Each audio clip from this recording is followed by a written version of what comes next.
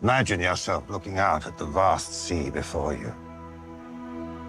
You reach down and you put a hand into the water and you scoop it up towards you. Immediately the water starts leaking through your fingers until the hand is empty. That water is a man's life. From birth to death, it is always slipping through our hands until it is gone, along with all that you hold dear in this world. Hey guys, I'm Luke. The world is a really weird place. So many people are lost, but fortunately, a lot of people are at least working that out.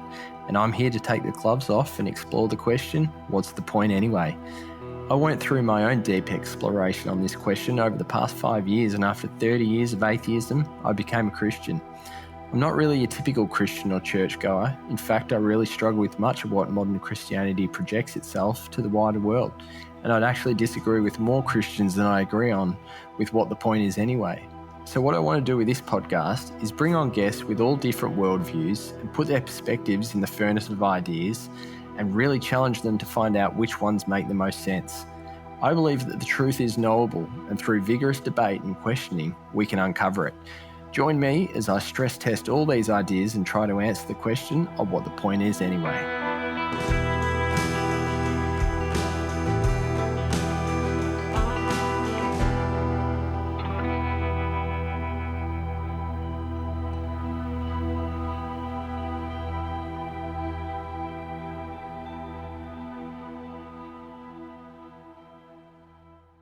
Welcome back to the podcast. 7 episodes in, and I'm pleased to welcome my first world champion onto the show. Joining me is Trevor Hendy. Trevor is widely considered Australia's greatest Ironman, claiming 6 Australian titles and 4 world championships during an illustrious career. Nevertheless, I'm far more interested in learning more about Trevor the man than Trevor the athlete, as he's had a fascinating life outside of sport where personal growth and thinking about things on a far deeper level has dominated his life more than thoughts about who paddles the fastest. He's worked as a life coach, rebuilt himself after his own personal struggles, and was a very, very rare voice who was willing to risk his reputation and speak out against things he disagreed with in society over the past few very weird years. Trevor, I'm really excited to talk to you today because we see the world so similarly and yet on some things so differently. So we've got now, let's get to the bottom of the question on what the point of life is. What's the point anyway, hey? Hey, mate. How are you, Luke? Great to be with you. Very well. Thanks for having Really good to be here. First podcast and recording from my new house in a secret location west of the Gold Coast. It's not secret, I'm just joking. But it's a beautiful retreat-style location. What's the point anyway? Well, you know what? I was lucky to have these moments in sport where all of a sudden I wasn't a scared little boy, and all of a sudden I wasn't an insecure young human trying to find my way in the world. And I felt like as if something was running through me and channeling through me. And with that thing opened and flowing, I felt like I could go into realms or places or experiences in a sporting field that just felt incredible, and they felt what I called effortless effort. And and I later worked out was what everyone calls the zone. And when I got into that space, all the pain disappeared, and there was no self, there was no heaviness, there was no proving, there was no needing, there was no wanting, there's no behind or in front. It was just the moment, and it was magical and beautiful and powerful. And more often than not, that would result in me winning the race, and it would result in news reports of he's a freak and he's so naturally talented, which is not really the case. It certainly wasn't when I started. And for everybody else, they focused on, I guess, what they saw from the outside, which was the performance. But for me, I'd drawn this little mental note to myself. What the hell just happened? Why did I feel so incredible all of a sudden? Why did I manage to get out of the pain and get into the flow? And what does that mean? Can I get into that in relationship, in friendships, in social situations, in standing in front of groups of people? Could that be my home base? Because that felt way better than where I live. in insecurity. So could that be my home base? And I think the living a life of pursuing what that means and living a life of wonder and discovery and not answering that question, exhaustedly, but answering it on many levels at many different times and keeping the question as the prime thing. The point for me is actually to find that magic, and in particular, to find it and share it and to see it in the eyes of my loved ones and the people around me.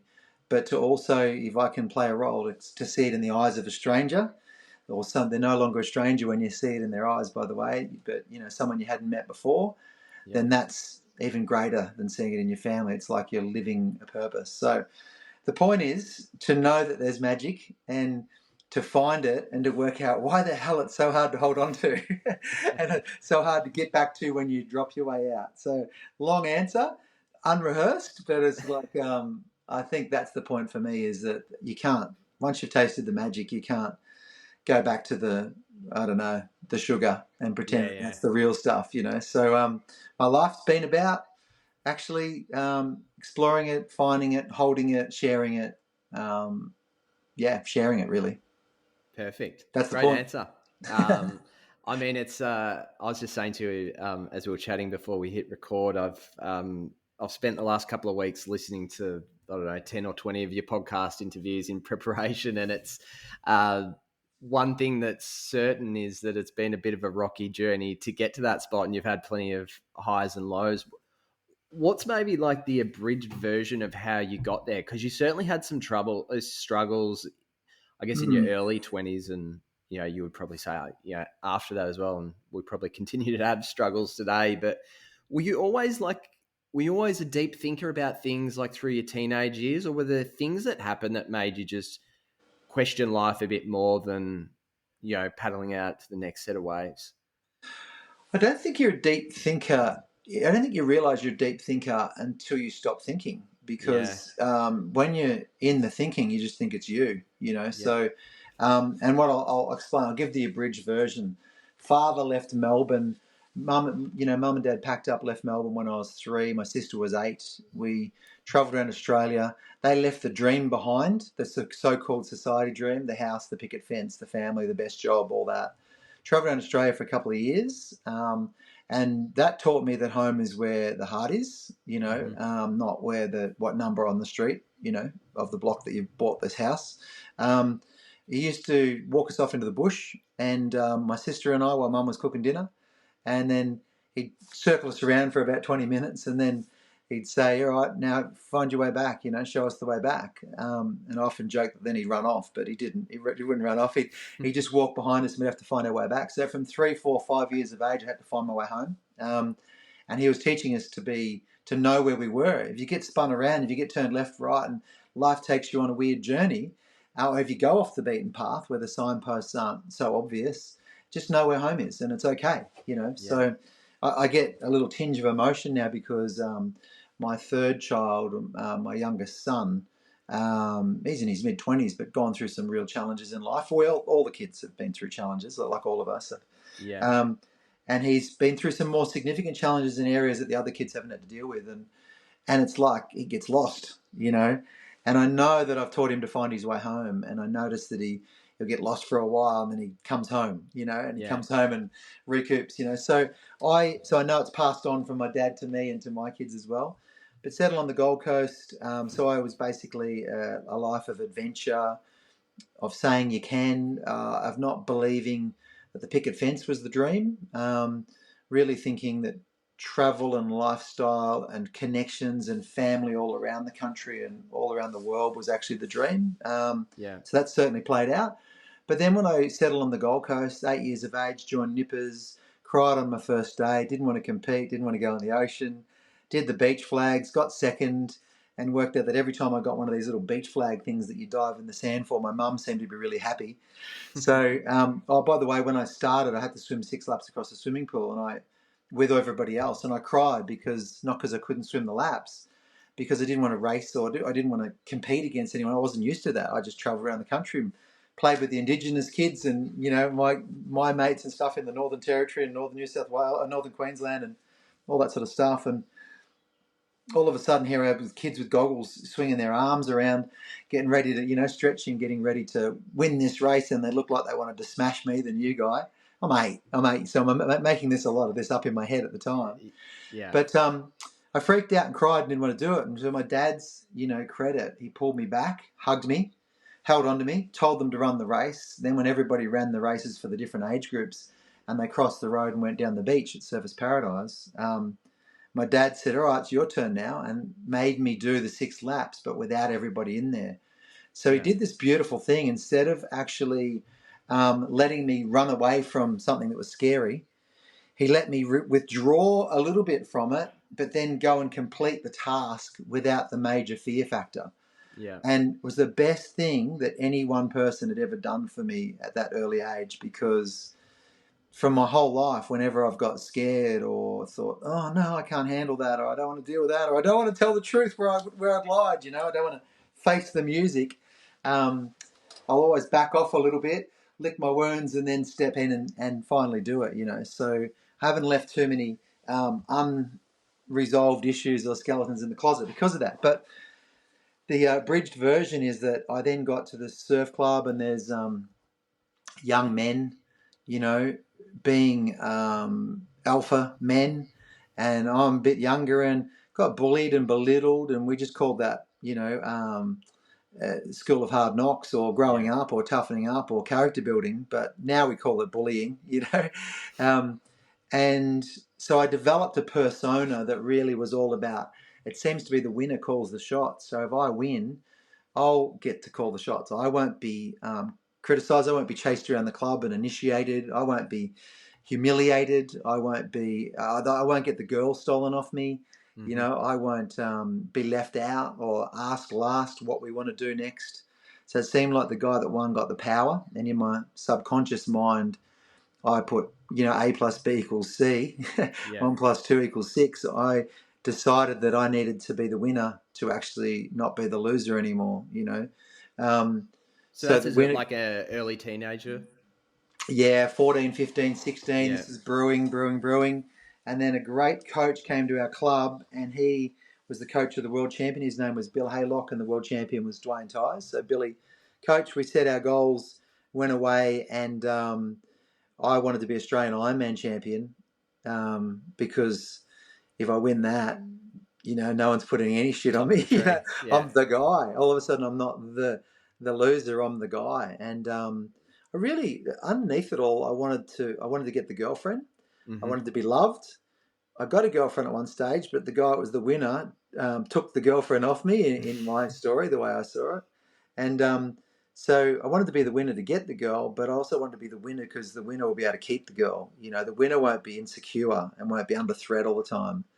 So it's really like psychologically, subconsciously, I built this persona built on fear.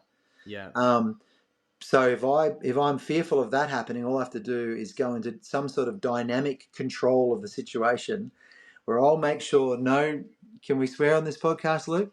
Yeah, you can swear. That's fine. I'll say it how it was in my head, but make sure no fucker can pass me, because then I get the power, So, and this is all subconscious. This wasn't, me evolving this. It's just deciding I don't ever feel like this again. So I'll tell you what, I'll win. It'll solve everything. So, of course, what happened was I would win, and I'd get all those things. I'd get the goodies, the sponsorship, the approval, the recognition, I suppose the everything you'd ever dreamed of. Yeah, and then the girl, and then win a few more, and then you're getting the drink card at the nightclub from the manager, and you're getting the goodies, and so it was proving itself to be right for a long time, and then it was around about 20, 25, it was 24, 25, it was starting to get a bit dodgy, and 26 years of age, and there's a line in the John Denver song Rocky Mountain High, after John Denver went through a big catharsis, and I think he was singing this about himself, and the line is, he was born in the summer of his 27th year, coming home to a place he'd never been before. You might say he found it, coming home to a place he'd never been before. He left yesterday behind him. You might say he was born again. You might say he found a key to every door. Yeah. And I had great coaches and I had great people around me. I met this amazing chiropractor, Keith Maitland, who showed me that there was an emotional and nutritional or chemical connection with my body. So it was chemical, emotional, structural. So my tendonitis and my collapsed arch and my troubled hips and everything were from the chemicals and the emotions that I hadn't dealt with. So too many beers after races, never did drugs. That wasn't my scene. But didn't know that I was dairy intolerant, and I was hammering down the Vitabrits with a litre of milk and some, cookies crushed up on top, and that was my satisfaction. Ice cream with chocolate chips, and if I wanted to lose weight, I'd have Coca-Cola with my McDonald's meal. If I wanted to put weight on, I'd have a thick shake. Yeah. It's probably the other way around, but that's the way I actually thought of it at the time. And so I didn't understand nutrition. That was the 80s, 90s, wasn't as known back then. And so Big Keith, he introduced me to this idea that everything's connected. Yeah. And then when that moment happened, another key moment in my life, and I was lost. I'd lost my way. I'd gone off track, giving the caravan story of earlier. I'd gone down a path and turned around several times. I had things in my life, like I was married at 19 and now 20, 25, 26, and I'm riddled with infidelities. I'm living the rock star life. I'm just not being honest with myself or anybody else. And that the most unfair thing about that was that my first partner, Jackie, and, mum, dad, everybody, were just so loving and so trying to do their best, Yeah. But if they, or particularly, first marriage, if there was any sort of anger or anything coming my way, I just use that to justify running away again. So this persona that wanted to be loved and liked wasn't very lovable or likable, because I was just really all about feeding this version of myself that really just wanted to be the guy and win, and then I'd get everything. So the sugar, I just really got addicted to the sugar of it all, to the attention, the female attention, to all that sort of stuff, because the pretty girl likes you over and over again. Geez, you feel good about yourself and all this sort of stuff. So to be brutally honest, which I've always tried and be these days, in case someone else can understand, and go, oh, I can relate to that in my own way, is I just got lost, not feeling loved, and then blaming everyone else for why I wasn't feeling loved, but keeping that secret so it wouldn't change. And then off this closet version of not feeling loved, I could go looking for love in all the wrong places, in all the wrong ways. And a lot of it was just attention, just wanting to be the guy that won and everything. So, that's the abridged version, right? But pretty crazy, beautiful, profound, colourful experience. Like, even when I share it, I get like a tear in my eye, because Luke, I'm so thankful for that experience. I'm so thankful for how much of an arsehole I was, because I can lovingly say that about myself now, because I know it wasn't who I really was. It was something I constructed or created to get an effect, to get something.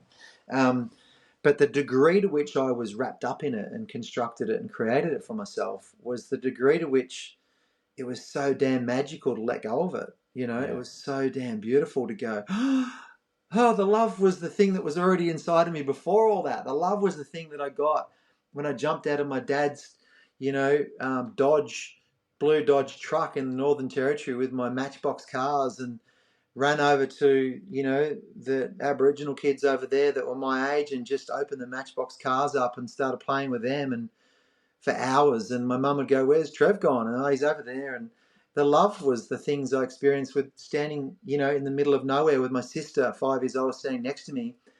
I can't even remember whether she'd hold my hand or not, but she always felt like she was holding my hand. Like, it was just like my best friend was next to me, and feeling the magic of Arnhem Land, and, pre-Kakadu, where Kakadu was. I actually got the Kakadu shirt on today. Yeah, I noticed that one. Yeah. From our breath and breakthrough retreat. We just ran up there. But, all that flooded back to me. It was like, oh, I had all that. But it's just so softly spoken and almost unspoken, the beautiful stuff inside of us, that we run around looking for the loud, noisy stuff. Well, certainly I did. Trying to turn that into something that would give me what I want.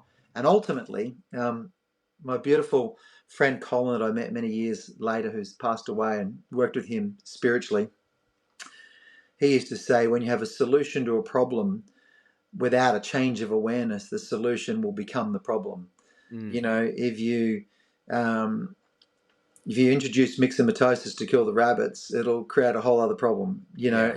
It's just all simple things like that, but right down to I tried to become something I wasn't, so I was comfortable enough being myself. But of course, once I was this other thing, I wasn't myself. So Yeah. the solution to that problem, even though it was subconscious or unconscious, became the problem. So Yeah. who I thought I was became the problem because it stopped me from being, loved and giving love, or letting love. I was loved, but letting it Yeah. in and Yeah. acknowledging it, and giving love. And it broke up, that relationship, and I ended up bankrupt, and all sorts of different things that I gained, I lost. Yeah. I gained through that persona I lost. But the beauty was, I found a beautiful partner, Jo, my second wife, my current wife, my wife, and and it was like with Jackie, I learned all these lessons. I went through the thing, and then with Jo, I learned all the lessons, and I was able, as best as I could, and you'd have to ask her, but I was best as I could. I was able to give it all back to Jack as well, and say, "Oh my God, I'm sorry to my sister. My beautiful first love and first wife. Like thank you. Oh my Yeah. God, But we had two children together, and then Jo and I had two children. We have two children together, so those four, and all of us, and we're all just great mates and stuff. So in the end, the problem became something powerful and beautiful, because once I recognized that it wasn't about it wasn't about getting what you want. It was actually about being who you really are, so you can share that with others naturally and simply. So Yeah. the story ends well in the sense that I end up in a beautiful, amazing relationship with an incredible partner who I'm just madly in love with at 56 years of age, That's and awesome. still feels like the honeymoon. She says the same thing, and we can have really cool arguments together and just laugh our head off after it. And then share, a beautiful, loving life with, my ex partner, my first partner, and all those parts. There's nothing left behind that needs to be fixed, which is great. Yeah.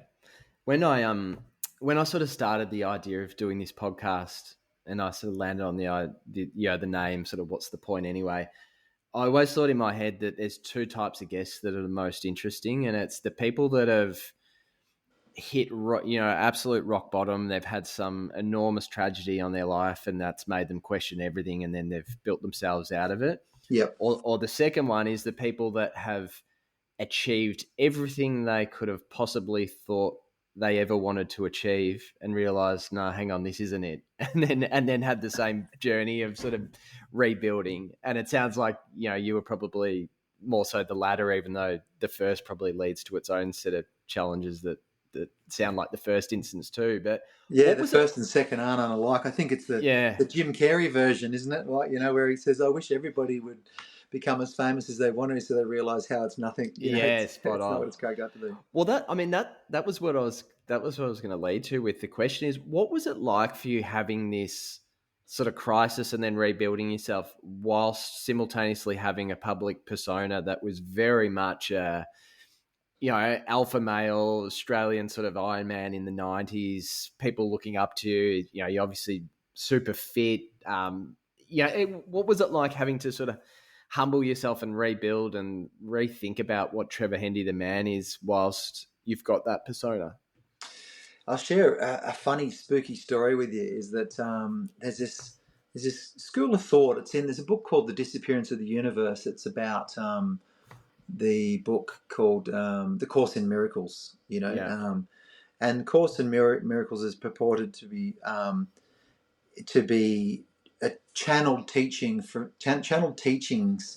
last century from Christ, right? Yeah. So I'm not religious. I don't have a religious bent. I'm very open to all of it. I love the beauty in all of it. I'm going to chat to you more about that, but you'll keep going. Yeah, yeah, I'm very open to it. I have a very strong sort of Christ consciousness connection, and I have a real love for the man and for the teachings and the walkings. But I'm not in one of those fields. I'm not Mm-hmm. in a church, basically. So Yeah. which is interesting. But one of the things that he talked about in this book is that when you really, really drop everything that you've tried to create to be this separate individual, so separate from God or source or life itself or whatever you want to say. When you drop it all, that the whole universe can just disappear in front of you, like the physical universe can disappear, right? Mm-hmm. So I've read about this later and everything else, but I had this experience in the year 2000 where I went bankrupt. And I was down for the Olympic Games, and I was down pre-Olympics. We had World Championships there for life-saving pre-Olympics, and then we had Olympics, etc. It was during World Championships. I decided to go on the front foot rather than somebody in court documents read Trevor Hendy's gone bankrupt. Decided just to tell the story. Gone bankrupt, was a bit of an arse and didn't pay attention to some things, and didn't do anything majorly wrong. Actually had a lot of stuff that was retrospectively legislated by John Howard. I think he was trying to get at Kerry Packer at the time or something like that, I was told. Yeah, right. And I'd invested in all these things and hadn't turned that money into anything good, but that money was all tax deductible, and then it was legislated to be not tax deductible. So I had all this money I owed, and I'd switched from Ironman racing in 1996 to kayak paddling. And so I'd gone from being on the cereal packets and on, live TV for races to kayak paddling for the Olympics in the background like an amateur sport. So I had way less money and then this massive bill, and I just got myself in this corner. And,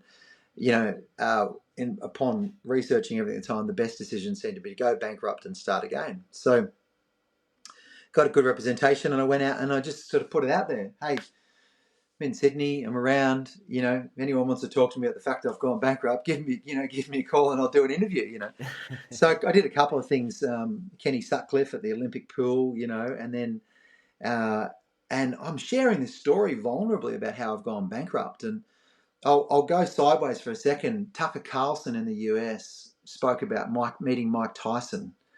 And he said, I'd never thought I'd want to meet Mike Tyson, or why would I need to? I'm sort of a political life commentator. He's a bit of a thug, But then everyone kept saying, you got to meet Mike Tyson. You got to interview Mike Tyson. He's off Fox and on his own now. And he goes, I'm going to do an interview with Mike Tyson. So he meets Mike Tyson. And he says to him, so, Mike, you're the most vicious, brutal man on the planet for a long period of time with the biggest reputation. You seem to be a humble, gentle guy now, but walking down the street every now and then or at a bar somewhere, there must be someone who wants to punch you out or fight you or, have a go at you. How do you handle that? You must react. Surely you must react, And Mike Tyson, paraphrasing this conversation from Tucker Carlson, Mike Tyson says to him, well, mate, Tucker, I react, and sometimes it builds right up inside of me. But then as soon as I remember I'm nobody, the reaction disappears, So I only react if I think I'm somebody, but when I remember I'm nobody, there's nothing to react to. And it blew Tucker Carlson away, like, whoa, you are the biggest, most brutal guy on the planet, and now you see yourself as nobody. And there's a very deep spiritual context to that, right? So I'm doing this interview with Kenny Sutcliffe, and he's looking at me with wide-eyed, like almost vulnerability, like, you poor bastard, you've gone bankrupt. I've loved watching you, he's interviewing. I'm going, Kenny, it's okay, and da-da-da-da, and I'm talking about it. And as I'm talking about it, the swimming pool and the background started doing these weird things in my vision, and everything started getting all wobbly, and I was like, I could see him really clear. I could see right into his eyes, but everything around was going a bit blurry and a bit weird. I was like, whoa. And then we finished the interview, and I was like, I think I just had a spiritual experience talking about being bankrupt, And I'm like, that's weird. So the next interview, I go into town, and I was with John Laws. Now, you remember John Laws, right? The big radio man. And he had a Foxtel show, and I'm in the Fox studios. I'm in the studio with cameramen around in this little studio with John Laws, and he opens up, and while I'm looking at him, every question he asked me, I could see and sense that he was asking me from deep concern about how am I going to go now, and what am I going to do, and what a shame, how did you get to that place, and what did you need to learn, and did people use you, and and he's asking me these questions, and in the middle of him asking me, I realized he's asking me from his experience. I could totally feel him. Yeah. I could feel that beautiful hearted man of John Laws behind the persona, this sweethearted guy that had tried to change the world through his talkback, and how no one really understood what really went on for him. So he's saying things like, surely no one must understand. And I knew he was talking about him, but he didn't know it. And Yeah. so I'm getting this full moment of understanding, this full moment of my heart wide open, but I'm meant to be all upset and, blaming somebody or doing something about this bankruptcy thing. And what happened was, all of a sudden, as I'm looking straight at his eyes, everything disappeared. I had this profound experience. He was talking to me. I could see his eyes and I could see bits of his face, and everything else disappeared. And then I could actually look around and see nothing. Like, I could go, what on earth? Like, had this deep spiritual experience, which we now know, if you look into quantum mechanics or physics or anything, you actually discover that behind all matter is light. There's more space than there is matter, and it's a whole fascinating, beautiful subject. But I had this experience. So I'm supposed to be at the worst stage of my life. I've lost everything. But what I actually felt like was, oh my God, this has turned into, because I walked straight into the middle of it and faced it, it turned into the best stage of my life. Yeah. And so I think, talking about the original question, it's another long answer, but I just feel like I went through all these beautiful experiences in course rooms and sort of spiritual workshops and, help workshops and all this sort of stuff. And in conversations with friends and relationships right up to about this year 2000.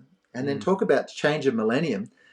I literally then had this experience for about 3 years where it was all open and raw to everybody. Yeah. Anyone who wanted to be. It wasn't widely publicized, but enough people know about it and didn't care one way or the other. Hidden. Yeah. Yeah, but in 2003, then I got this cue to go quiet, and I actually got rid of my mobile phone, my email address. I stopped doing corporate talks. I stopped doing public appearances, and I just worked on spiritual, energetic healing workshops with people. I became a facilitator, a counselor, a clearer, levels of communication modalities, all sorts of different things. I learned healing. I learned Reiki. I learned Qigong. I learned, all sorts of different energetic Eastern, unscripted, beautiful, amazing things from 2003 to 2008. Mm-hmm. A really long period of just basically not doing much at all as Trevor Hendy as the guy. And then all of a sudden, it all came back. And it was like, you need to go do this talk. Lisa Curry got sick for something, and she rang me personally to say, could you fill in for me? She's an old friend. And I went, yeah. And I went and spoke to 500 women, that she was supposed to speak to. And speaking to 500 women in Melbourne, actually, no, it wasn't 500 women. I think that one was probably about 100 women. Yeah. And those 100 women were all crying when I'm sharing my story vulnerably and honestly. And I'm sharing as this guy apologizing to them on behalf of all men, not for being assholes, but for not understanding, because we didn't even forgive us. We know not what we do, Yeah. So being a strong male, but also an honest, open, vulnerable male. And it just opened this whole thing. So there's been these layers of learning, and some of it's been in public, some of it's been not. But the most special healings are the ones when you get to tell a story and somebody goes, thank you for telling me that story. That's exactly what I needed to hear. It's like an impetus or a catalyst for some sort of an opening, So ultimately, I've got looked after through the process, because when it needed to be quiet and inside of myself, I got directed to go do it quietly. And when it needed to be, come on, you got to go eat some humble pie out in front of the world, I got directed to go do that. And honestly, I feel like it's all been a bit of a gift. Yeah. Because I can talk about it so freely now, so that's a good thing. Yeah, I mean, I love how open you are too, and I think, and I'm pretty similar. I'm a pretty open guy, so I'm happy to put things out on the record. I think it helps if you are open. I think trying to sort of keep two personas going is pretty difficult. Well, the old saying, Christian saying, right? The truth will set you free. Know the truth, and the truth shall set you free. So I love reverse engineering that. And I love firstly saying, live your truth, speak your truth, feel your truth, stand for your truth, share your truth, and you're free. If the truth sets you free, do all those things and you are free.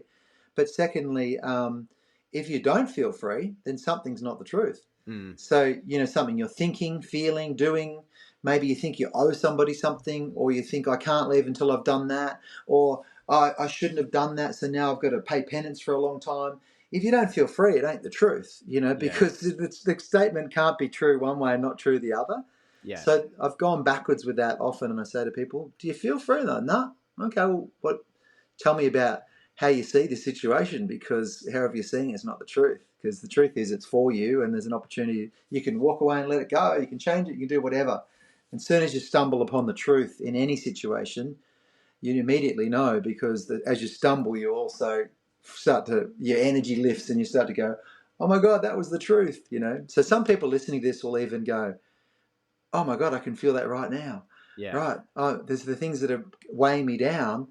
There must be some aspect of it that's not the truth. I Yeah. have to do this, or I'm a mother, I must do this with my children. It's like, well, if you're dying, no, you're not helping the children at all. You're playing a role. Maybe demonstrate to them what it looks like for you to be free, and get them to make their own breakfast. Yeah. Whatever it is. Using silly examples, but it's the truth sets you free. Definitely. So I'd love to touch on what you said earlier, how you're not religious, because it's really interesting. I've listened to you on lots of podcasts, Mm.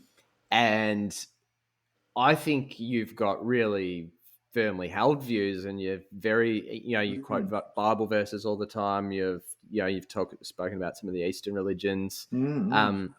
But every time you say it, you say the same thing. You say, "Oh, but I'm not religious." Mm. Mm.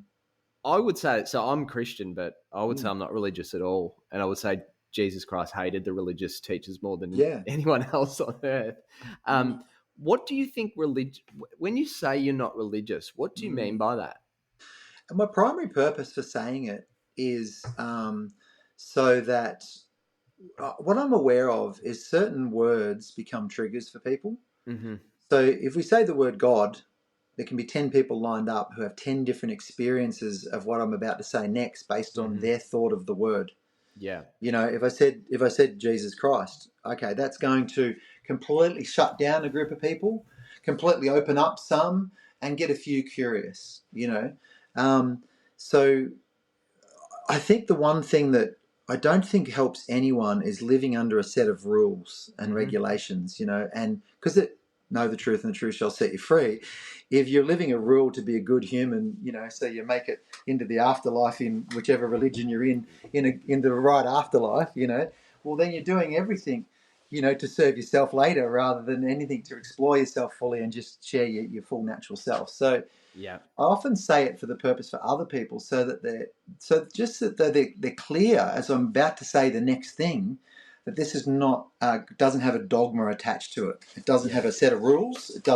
It's not wrapped in a group of beliefs. And what I would hate to happen, not hate's a strong word, but what I would not like to happen is for people to then go, "Oh, everything he says is tainted by the fact that I think he's trying to get me to believe in something." It's like, I couldn't Mm-hmm. give a shit what you believe in, you know. Believe in yourself, believe in your own truth. And I think if you did, you'll end up arriving at the same place Christ did, Jesus did, or Buddha did, or many others, Eckhart Tolle did. You'll end up arriving at the same wisdom place where it all comes together. So that's Yeah. why I say it firstly, and also I think in the definition of religion, the word dogma might even be used. Yeah. So it's a gathering can be around a dogmatic belief that one thing is the way. Yeah. So, man, do I love exploring the Christ consciousness? Do I love exploring the love that emanates from him, even in his name? When you think of him and you actually can allow him, it's like you don't have to be any denomination for him to come in and say, "Hey, bro, I'm with you." You can feel it. You can feel the love. And so as with, I'm a really big fan of the energy that comes with Mary Magdalene. Mm-hmm. So her energy to me feels like a healer. She felt like, to me, very much like the only one that understood him. Yeah. That only one understood what he was really saying at the time, potentially. That's my experience when I tune into it. Whether I'm coming through some filters or not, I'm not sure. But my experience is, wow, I feel so loved when I allow her energy in my life, or his energy, or whatever. But similarly, I'll tune into Buddha. Yeah. I will tune into, I love Babaji and Sri Yukteswar and Paramahansa Yogananda. Like, I feel so connected to them. I Mm-hmm. feel connected to Golden Eagle. People say certain Archangel Michael, I've had these shivers, like, "Oh, wow, what's that?" And I don't have any belief systems around all those things. I couldn't tell you what they are, who they are. You know, I could feel into which dimension they're sitting in and stuff like that. And I can talk through my feeling of it. But I don't go around telling people to ask their angels for help. Sometimes I do. Say, Yeah. you when you get to the end, just ask the angels for help, mate. You know, like ask. I say, ask the universe for help and expect to receive it. You know, because I've done that many times at my darkest moments, and it's come. Yeah. You know, but likewise, I moved out here into the valley, back at the Gold Coast, because I was getting drawn to the trees and away from the street lights and away from the 5G and the 4G, Yeah. away from town water, believe it or not, away from long streams of traffic, away from streets that are in grid patterns, you know, and what the more predominant thing out here is trees and creatures flying out and kookaburras that land every morning and, you know, call out to us as, come on, I'm up for a feed if you want to give me something, you know, like it's like, so I worship nature. You know, I probably don't worship anything, but I connect to, and I'm going to say I'm reverent towards all of those names that I mentioned, and life itself. But Luke, while we're talking, you know, I have a level of reverence towards you and our conversation and the opportunity to be with you, and that you intuitively wanted to have a chat with me, you know, like I'm reverent towards the serendipitous nature of life, that some people go, I've connected with you. And I tell you what, I've had to go a fair way down the stream of not giving a rat's ass what people think, to talk freely in this way, because once I was the guy, I was trying to be the guy with the image that was carefully molded to make sure I got all the goodies. Now, you know, you mentioned earlier that I spoke up in the last couple of years in our crazy times. Well, there's certain people that want to take the goodies away from you when you don't play the game, you know. And I was speaking about just power of choice and people being wise enough with their own medical support team and whoever it is and whoever it is they favour to see, to work their way out through this, and that this gigantic problem was a gigantic blow up, you know, and that it was to be respected and it was to be, you know, honoured in whatever level it was, but it was to be explored and to be understood and to, you know, so I couldn't have done that if I was at all protective or defensive of something I built up. Yeah. So I sometimes think the tearing apart that I've had and the crumbling of the ego, I still have ego, don't worry, it comes up, flares its head up, you know.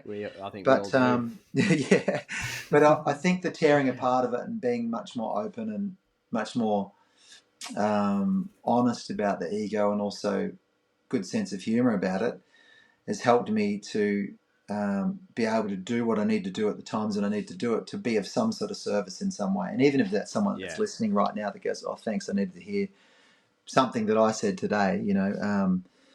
What am I serving now? And it's like slowly but surely I'm serving some sort of a greater good. I definitely myself still get looked after in that greater good, you know.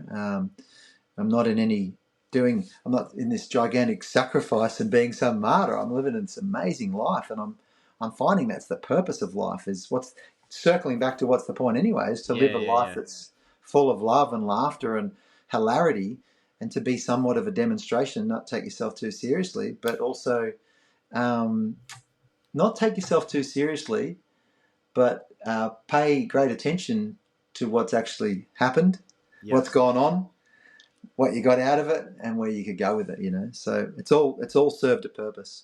Definitely. I had a guest on a few episodes back, Daniel Rogers, he's actually a pastor in, where is he? Alabama, I think.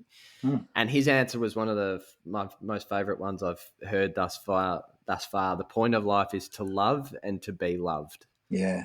I speak about that with my wife, and we spoke about it in the last couple of weeks. We're like, that is such a good answer. Yeah.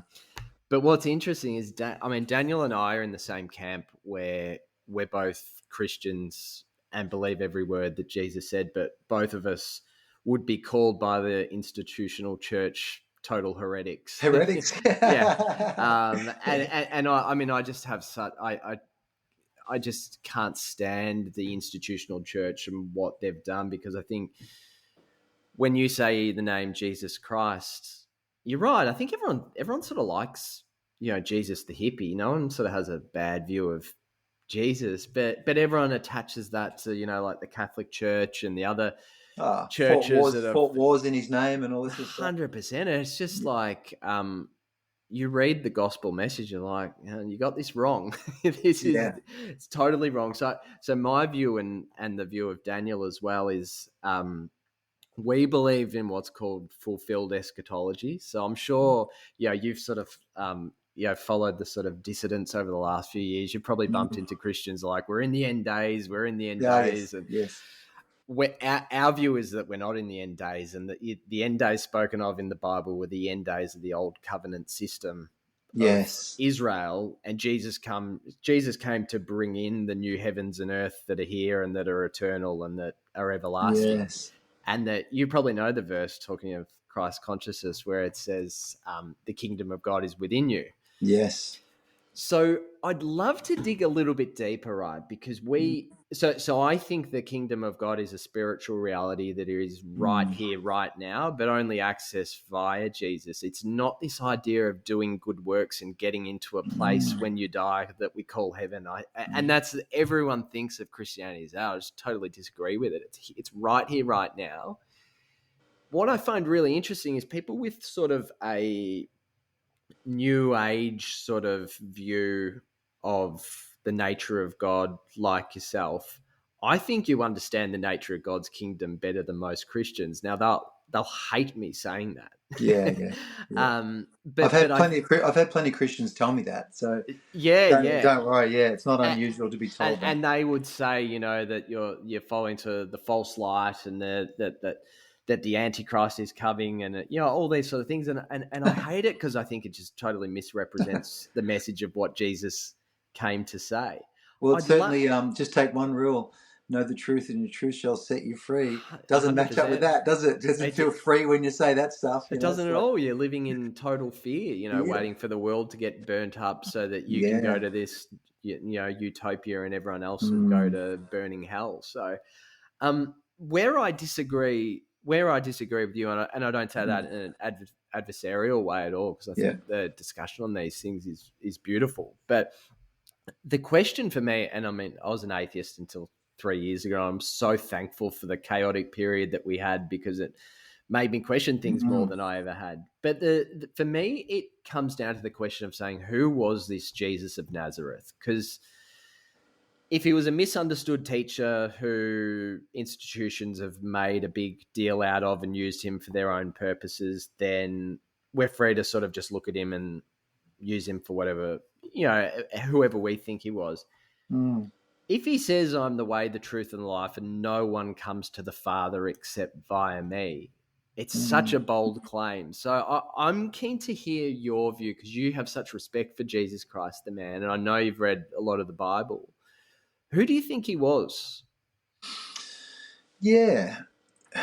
To answer that question, firstly, my answer is not going to be perfect. It's just my experience, Nor is mine, by the way. Yeah. But firstly, what I'd say is I'd go outwards first and come backwards from there. So my outwards experience of true bliss and divinity and union with God, union with whatever, is an experience of oneness. Yeah. Where I feel one with absolutely everything. Everything feels one. So, that's more often the vein of energy that runs through me these days. It's a oneness thing. I actually really can't escape that. I'm at the stage progressively where the oneness is my true north, is my center thing, So when we're talking about the Christians that maybe think this is heresy to talk this way or that, I actually don't get mad at them. I feel compassion for them.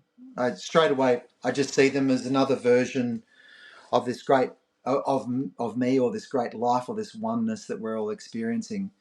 And what I automatically feel, and actually COVID helped me with this, and I'll explain that in a second, but what I automatically feel is that, I automatically feel understanding. I feel grateful that someone's at least trying. They might have been diverted down the path of believing that they've got to do 10 good deeds or whatever it is. That's okay. It's better than them running around killing people. they're on the journey, and I don't believe that that they're going to go down that path and get stuck down that path. I believe they're going to go down that path and hit the dead end and then step back a bit and question it. But they might question it at a different stage of their life than I did or someone else does. So I just see everything as all roads lead to Rome. All roads lead to divinity or oneness, or perhaps you could say to Christ, right? But when I say it that way, I have this very strange sense of knowing him. I have a very strange sense of being very connected to him and having had that for lifetimes. So this very strange sense of like, oh, right here, it's a friend and he's right here. And in that, I don't believe that what he meant was the only way was through me, through this one person. I believe when he spoke, we filter that thing from our view of separation as, well, he's an individual saying that, so therefore the only way is to get through this individual. But when he was saying it, he was in his wholeness. He was in his oneness. He was in the divine union with all things. He said it can be, my Father's kingdom can be found under every rock, all these sort of things, So when he said it, he was saying it from a place where through me, and who's me? Me is everything and everyone, So I look at it and I see him as divine light. I see him as a being that is part of divine light. And when I say that's not esoteric or new agey, I really mean like the light of God, light of the universe type thing. And I see, or I feel, or I sense the same energy, like he's sitting there with Buddha. He's sitting there with others going, yes, well, we got him from a few angles. Give him a fighting chance. We've tried to wake him up from here and we've woken him up from there. I look at Eckhart Tolle and I still believe in my heart, having met him and been around him and been in a 5-day thing with him and everything, that I still believe he's the most profoundly free man I've met in this lifetime.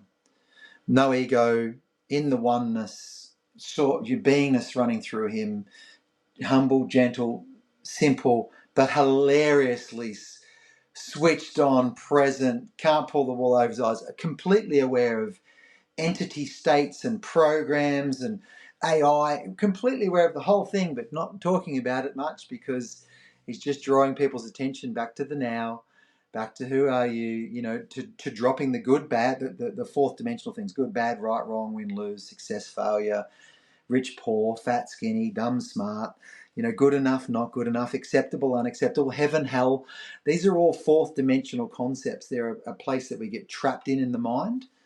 And so I look at Eckhart and I just use him as one example and I go, wow, freed out in the middle of the night, fully connected with the Christ consciousness, talks about Christ like he's sitting with him, talks about Jesus' teachings and says what he was really trying to say. And, it's really, really beautiful. And how did he do that? By waking up in the middle of the night and saying to himself repeatedly, I can't live with myself anymore. I can't live with myself anymore. I can't live with myself anymore. I can't. And then finally went, I can't live with myself. Who's I and who's myself? Is there two me's? Mm-hmm. And in this moment, he went, so who am I? And in the rather than being fixated on me and myself, he went, so who's I and who's myself? And he went, and he fell asleep. Woke up the next morning, sunlight through the window of the 1-bedroom London bedsit, just a golden warm glow everywhere. He walked around going, have I died? Am I in heaven? Like he felt in love with everything. And as he moved around, he slowly went, the one thing he could recognize, the only thing he could recognize was that he wasn't thinking. He was like, I don't appear to be thinking. I appear to be observing, but I'm not thinking. And the thinking part of him stopped. And he went into this place of union, And so that happened to him a couple of years before I had similar experiences in a different way. But he didn't start writing about it. It didn't reach popular culture until 7 or 8, 10 years after I'd been through my thing. So when he started writing about it, I was like, oh my God, finally someone's talking about freedom and connection with the divine from a really neutral place rather than via a person, That gave me so much freedom to go explore the Christian teachings from this place of freedom rather than from a place of, what can I get out of this? Yeah. Can I correct my life? And what it did was I actually almost found myself going like, and for those who are just listening, I've got my hand next to my face. Oh, that's what he was about. And then turning my head and he was right there. Mm. You know, like, oh, you can see it now, you know. So if we go right into the quantum, who was he? He was a spark of universal light that spoke the truth and lived the truth, you know, and reminded us of that truth vibrationally, frequency-wise, you know. If we think of as a person, who was he? He was a being that came to the world, and we know this world is at one level is about death and destruction. Absolutely. You know, it's about pulling you down, pulling you apart, ripping you to pieces. And he came here and he let go, and he whatever is in that early parts of the story that are missing, you know, where he's reportedly went off and went to the Himalayas and, you know, all that sort of stuff. There's a lot of stories about that, which would be heresy to say that too, you know. There's so much in the man, but what I feel is that it's always invited me to continue asking the question: can I connect with him as me, like as myself, and through him? And so I've always had this personal relationship with him and the idea of him, and it's not the idea anymore because I very much, I don't know, I feel like I'm in this giant ball or sphere of loving energy that I'm experiencing and slowly but surely living in. And he's in there with me, with all the others that have left signals and left breadcrumbs for us. And that's how I relate to it at the moment, you know. So Have you I read have a lot of love. I just feel love when I talk about him. Yeah. Have you read the whole New Testament? Yeah, I've when I was a kid, I had the Bible story read to me. Yeah. You know, right through all the color chapters of it. Yeah. And then we had Church of England visitations and stuff at a very young age. And then by the time we got away from Melbourne and everything and settled, we never went to a church or whatever. And it was always just in the background. So I've gone back and read it in bits and pieces. And I've read it like as in where you open it to a page and have a look at it and go, oh, what's this got to say? You know? And I find I love deciphering it. I love going, what was he actually speaking about? You know? And I've definitely loved researching where it's been distorted and what's been said. That's the words were translated slightly differently and all that sort of stuff. It's like, oh, it makes more sense if it was this that he was saying, you know. And then you find someone, a beautiful scholar, talking about it who'll say, I believe he said this, and I'm like, that's what I believe too, you know. So yeah, I haven't read it front to back, but yeah. Yeah, because I think I mean my challenge with the Eckhart Tolle position is the separation of Jesus of Nazareth from the Old Testament Messiah. And I think that when you separate them, you lose the context. You can't wrap your head around it. The idea, I mean, him just coming as just a random sort of Jewish prophet preaching things. It was the fulfillment of all these crazy prophecies that have been written over sort of 3,000 years that made him the man who he was. So, because there's a have you read the Isaiah 53 verse? Have you heard of that? Not sure. What does it say? I'll read it out to you. So this is Isaiah 53:5. I'll go. So, but he was pierced for our offenses. He was crushed for our wrongdoings. The punishment for all our well-being was laid upon him. And by his wounds we are healed. All of us like sheep have gone astray. Each of us has turned to his own way, but the Lord has caused the wrongdoings of us all to fall on him. Have you heard that before? I have, yeah. Where do you... I'll ask you a trivia question. When do you think that was written? Nah, no clue. 1300s? 600 BC.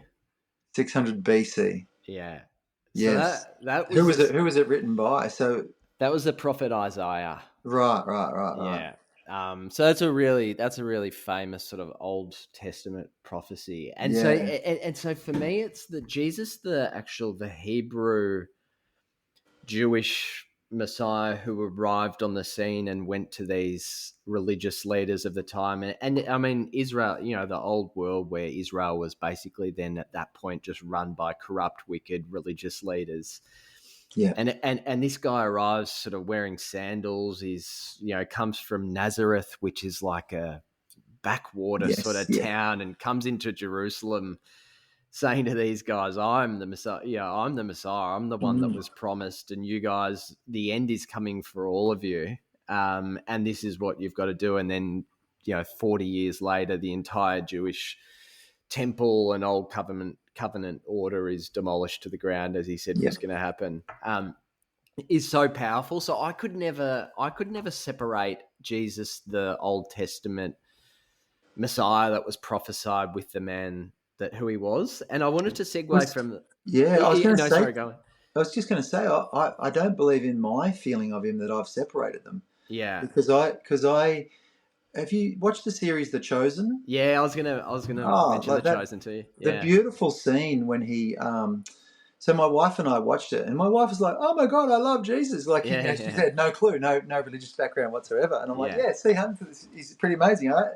And we watched the scene, the episode where his mother comes, and I can't remember where they are, and they sit down. And he's going to read a verse, and he actually professes himself as the Messiah on that night. Yeah. He was reading. He went into the synagogue and he was reading Isaiah. Yes, Yeah, yeah, yes, and they. So basically, what he's done at that time is not just blasphemy. What else is it? It's like it's basically, so it's death. It's instant death. yeah, To claim you are the Messiah. yeah. They tried to stone him. Yeah, Yeah, so in that scene they're going to push him off the cliff. yeah, They take him to push him off the cliff, and then he turns and he sort of says to them, "No, you won't," and he basically just holds the space, like he has the yeah, divine running through him. He says, "No, you won't," and he just doesn't fight anybody or anything. He just says and walks off, and he's allowed them to go to the cliff to demonstrate their power, so he could then demonstrate there was no power in it at all, and then because basically, in my view of that, they were powerless because he was in the truth. He was speaking the truth at the moment. He was the Messiah yeah, for the time or for whatever it was in that moment, in that construct of the world. He was the Messiah that was prophesied. And when he said that, he stood for the whole planet. No, and and they weren't able to stop him or send him off and they said something like, "You'll die for those words," or something like that. And he said, "Yes, perhaps, but not yet." yeah, And he was fully willing to do that. So, I that scene just ran through me as a deep truth scene. But even with that, I'm still not completely sure of the story of the crucifixion and everything else. I still have elements of the feeling of him living on and all this sort of stuff. I have these interesting feelings, which I just keep as like curiosities about the man, and I just tend to ask him, like, yeah, what was it? You'll know one day, But I know everything.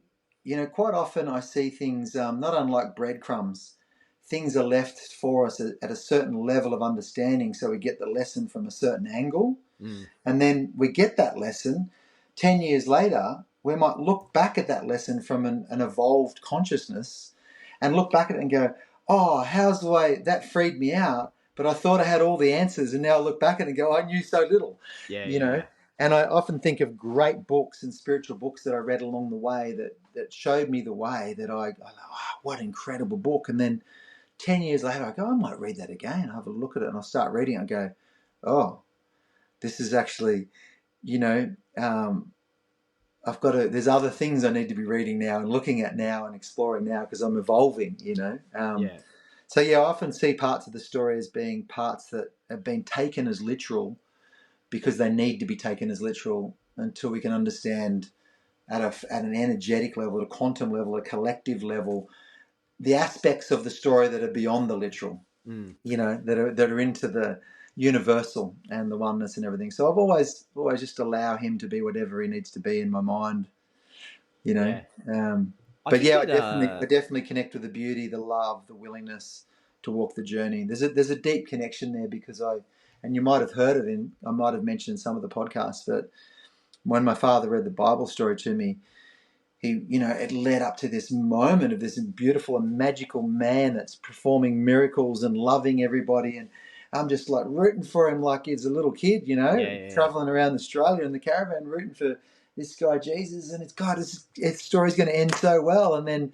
next minute he's betrayed and, stoned and killed and at the cross and blah, blah, blah, blah. And I remember I had to do a clearing session at one point in time around something that was stuck, and when I got to the bottom of it, the implanted thought that he was crucified, so therefore if you do magic you'll be crucified, if you perform miracles you'll be crucified, if you live your full potential you'll be crucified, is like a self-fulfilling prophecy and an implant that sits around the planet like a constructed reality. And at the same time that it sets people free to see him as that, it also keeps people trapped because they see it in their own life that if they perform the miracle, they'll be killed.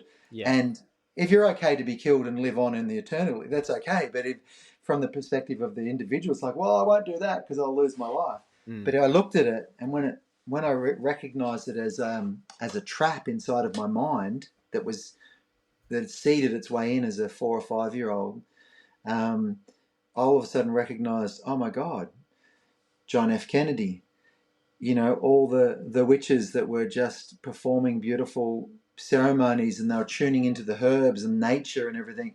They were pagans, they were birthing the noblemen's wives and healing people that were at the church at the time was saying, if you've got this black thing on here, you're a sinner. And they're saying, no, you've been exposed to mold and we can do it with St. John's wort or whatever. And they were healing people with all the natural things that we've been given here to heal ourselves. And so they became a threat to church and state because church and state were very married. Yeah. And so church and state decided to create laws and everything else. And you only had to accuse a woman of being a witch, a healer of being a witch. You go all the way back to Mary Magdalene, and reportedly from one of the great views that I've seen was that it was about 600 AD that one of the popes changed the wording from her being a healer to her being a prostitute. All this sort of stuff. And it's like, well, actually, I've heard about that well after I thought she was no prostitute. She was a healer. I always felt her as a healer. Like she was the one that understood him, and that's why he came to her first. She was his first witness. There's some great scenes in The Chosen with Mary Magdalene, actually. Yeah. And so I watch it going, well, I'm not sure about whether she was actually a woman of the city, of sin, that he rescued. The details don't matter to me. The relationship that they express between the two of them is beautifully done. I don't need to know which one's factually true. I just know who she shows up in my world as. But ultimately, I just see... I forget where I was going with the whole thing, but that's right. Seeing, JFK, Nelson Mandela jailed, anyone who's tried to speak the truth. Now, admittedly, those people are speaking the truth within the system, within the construct, within the 3D, 4D, within the planetary, group mind, group consciousness. They're not speaking the truth of God or anybody else as an actual truth. They're speaking about truths about the world, and they've all been taken out. And then of course we come to COVID recently, and anybody who spoke up about natural medicines was taken out with the only way you can really crucify someone now is social media.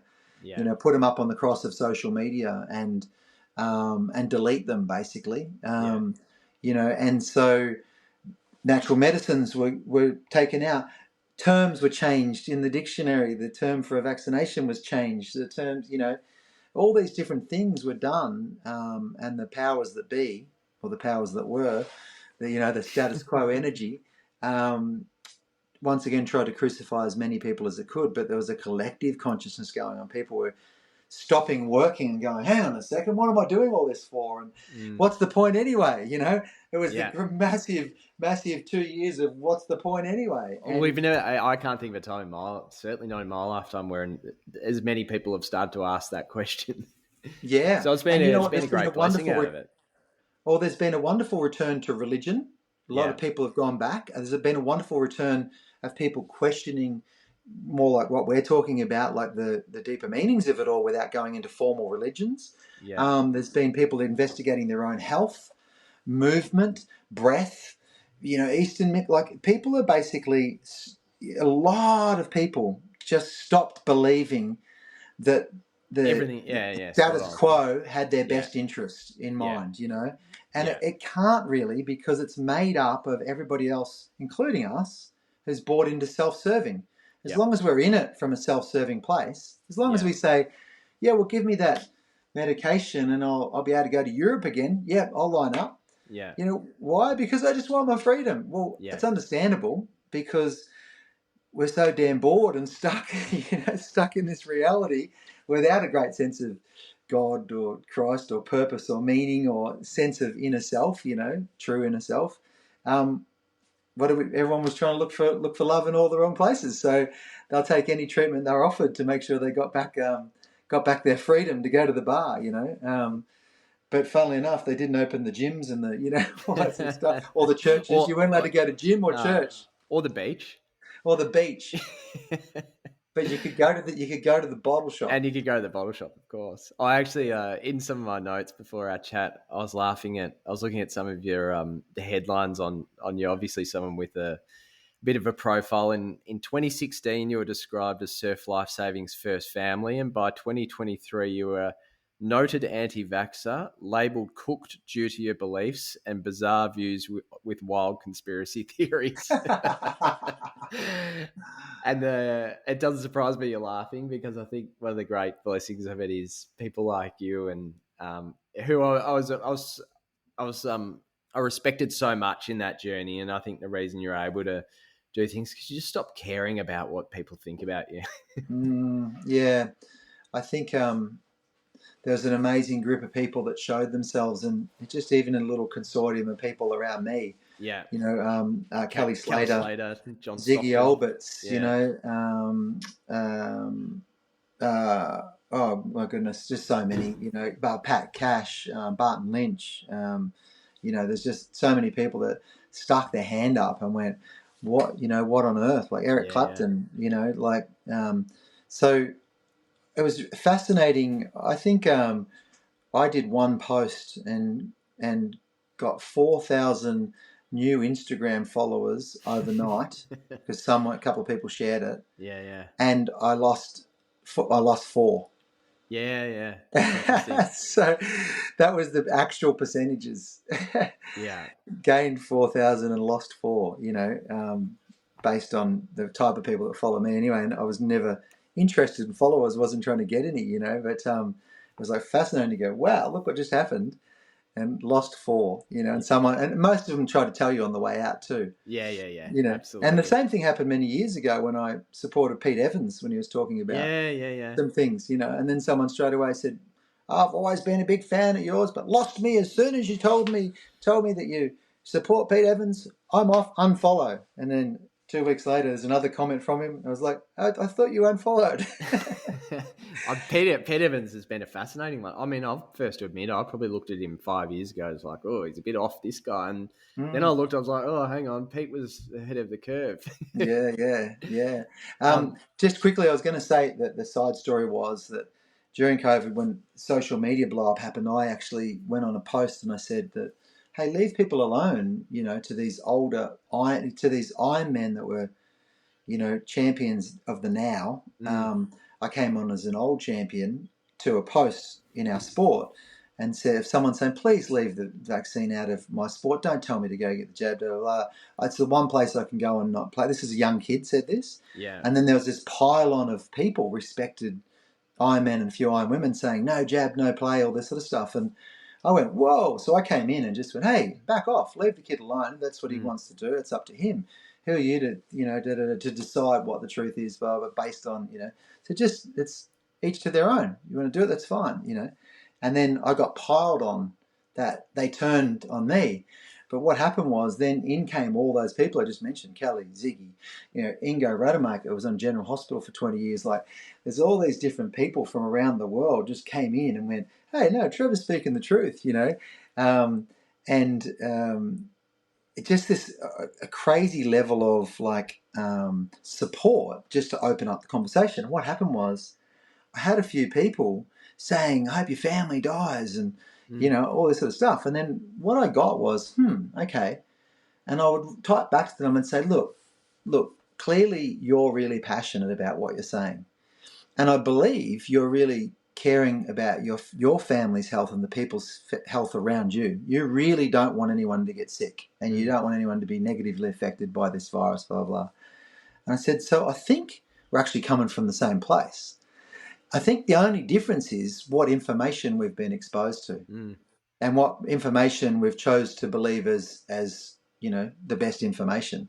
So, but I think I'm the same as you. We both want our families to be safe, and so good luck to you. I hope all goes well and everything else. And I'd notice all my friends, like they would say, hey, leave Trevor alone. You should see it. And then they'd get attacked back. And I'd say this thing, and what I'd get back is, yeah, fair call. Good luck to you. I hope it turns out well. Thank you.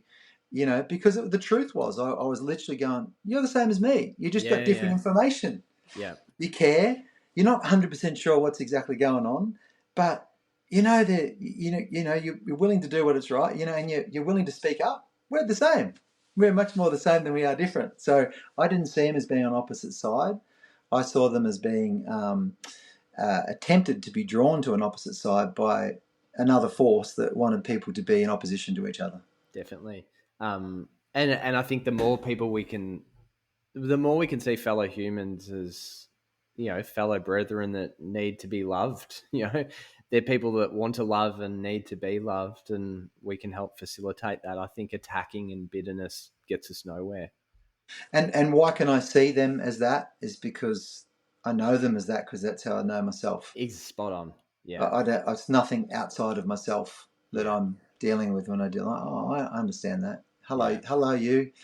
I know you. I know that feeling. And so it ends up naturally being for me more about that loving space. Yeah. And that's where that Christ consciousness sits right there. Right, just stone's throw from there is loving everyone all equally, and he who hath not sinned may cast the first stone. It's like it's sitting right there next to stop judging.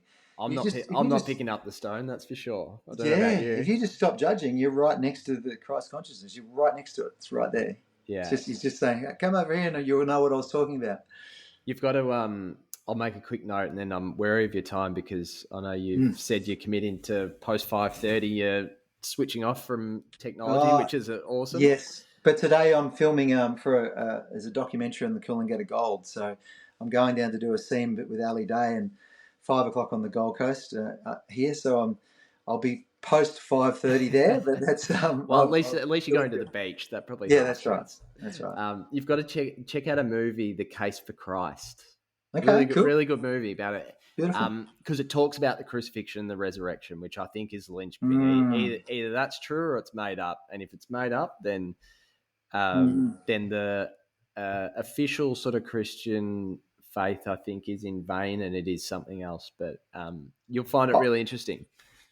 Yeah, true or made up, the energy behind the whole thing is just beautiful and amazing, because we can all resurrect, and there's many versions, I believe, that we can have. So if we just lived that truth over and over again, that get crucified by your own stupidity, that's not what came to Christ, but by your own stupidity, and then resurrect by your own honesty, by facing it and standing and taking it. I'll take it.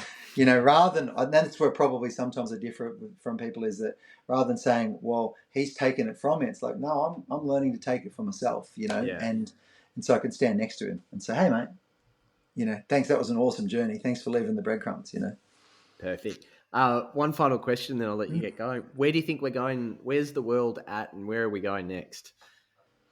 Yeah, breakdown. Yeah. Breakdown to breakthrough. Yeah. There's too much that's untrue. There's too much that's distortion, absolute game playing, absolute ridiculous riddles being told in the media. It's a crazy thing, and this might not be a super popular thing. Quite often, I'm surprised by how many people go, yeah, you're right, I believe you. I believe the same thing. But it's really funny because US politics represents so much of a central theme in the world thing. And you're talking about before Israel breaking down, and they're being attacked from every border at the moment, and there's so many questionable elements of, well, who created that? Where did that? Who's pulling the trigger? Who's fueling what? Who gave them the money for that? It's such a quagmire of absolute hidden stuff, and there's just people are dying while all this bullshit goes on. So it's an absolute tragedy. But there's this game playing that doesn't care about people's lives. It just wants to have planetary control and geopolitical control. And so what I find fascinating is people associate Donald Trump with the type of image of wanting global planetary control and control of the US and blah, blah, blah. And he appears to be more, he's got an ego and an arrogance and everything else, but he appears to be more heartfelt and centered and more, he's reaches the centrists, and he's actually talking about changing things, and he actually puts himself on the line. And so he's sold as the devil and the danger to democracy, and he appears to be, when you actually listen to him, not via pretty a news moderate service, when you actually just tune in and hear his whole speech, you go, what the hell? And then you've got on the other side the Democrats. It's not really about the Republicans. It's really Trump versus Democrats, not Republican versus Democrat, because Republicans are changing to follow Trump, but then you've got the Democrats who are butter wouldn't melt in their mouth and pure as driven snow, and we're here for the joy, and we're here and because Trump's evil and blah, we're going to save democracy and everything else. And as far as I can tell, they're the ones that keep lying to us over and over and over again, and gaslighting and doing the 180-degree opposite to the truth. Because I know a lot of people in the US, like decent players in the world, and I know unequivocally some things that are 100% not the truth, and they sell it as 100% the opposite and say, look what he's doing.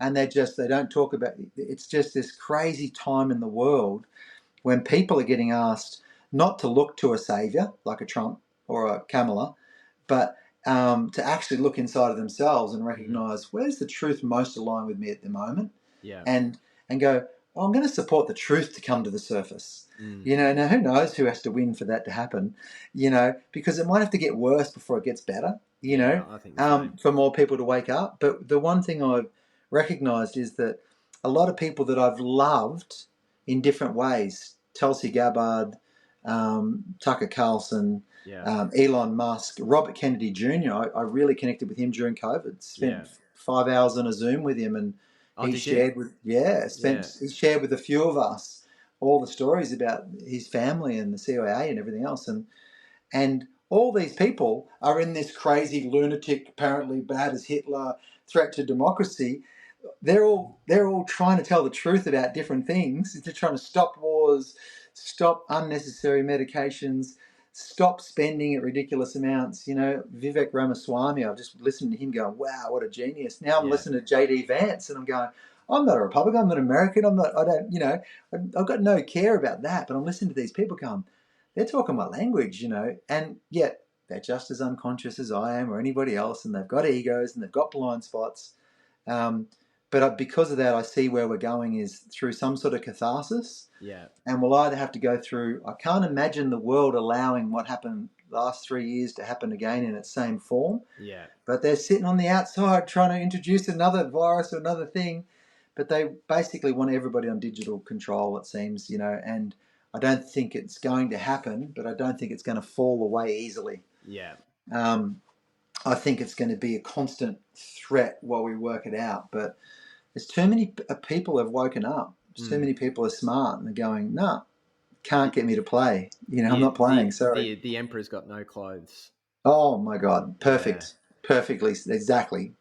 What a powerful analogy. I know. I mean, I think that's where everyone's worked out when I say everyone, not everyone, but a lot have worked out the emperor's got no clothes.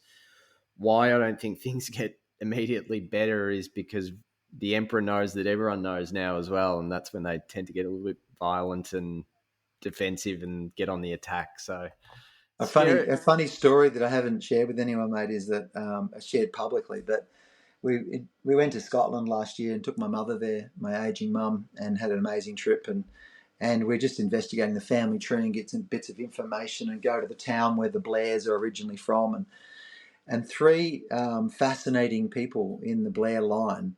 One of That's them's your Tony. mother's line? That's my mother's line. One of them's Tony Blair, Right. which is, I'm pretty sure I'm not on the same page as. But we go further up, and actually we go right up to Edward Allen or Arthur Edward or something like that, Blair, which is George Orwell. Right.